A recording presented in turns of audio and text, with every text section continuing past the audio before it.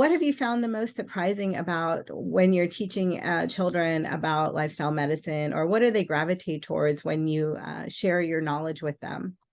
It's interesting. I think that our young people have seen the way that healthcare delivery has become. There's a lot of education involved to be able to share that sometimes the best thing you can do is to get more sleep, to manage your stress, keep those cortisol levels down, consider what you're putting into your body, improve social connections, that it's not just, I went to the doctor, they said that nothing was wrong with me, and they told me to sleep some more, that actually there is a lot of science and data, decades of research that talk about how that is better than any type of medicine that I can prescribe for most situations. And so has been surprising is I think young people don't necessarily know that.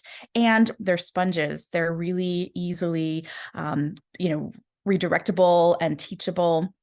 And so when I offer the science behind the recommendations and just even a couple minutes of additional details, they really get it.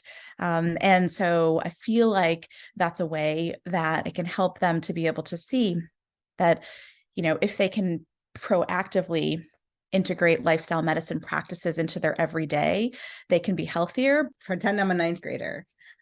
I have a ninth grader. Actually, I have a 10th grader. So, but being able to give kind of a prescription for what he needs to do in order to get healthy again.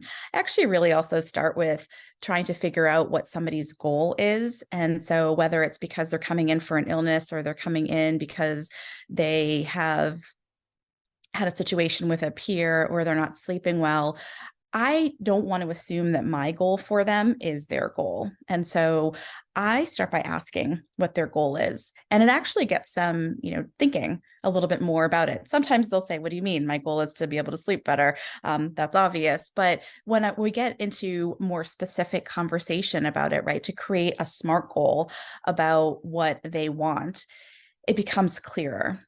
So it becomes clearer to them as to how these different components can be helpful in supporting their goal. They also take more ownership over their health and being able to accomplish that goal.